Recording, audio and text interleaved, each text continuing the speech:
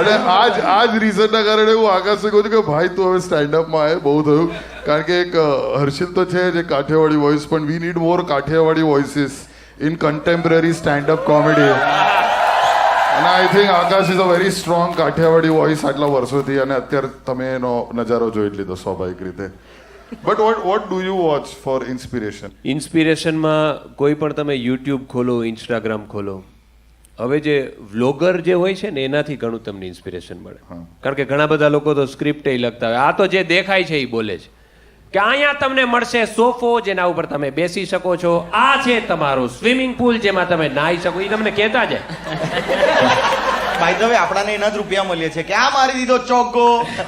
આ મારી દીધો છગ્ગો દેખાય છે દેખાય છે પણ આપણે અમારા અમુક ફ્રેન્ડ્સ છે આઈ થિંક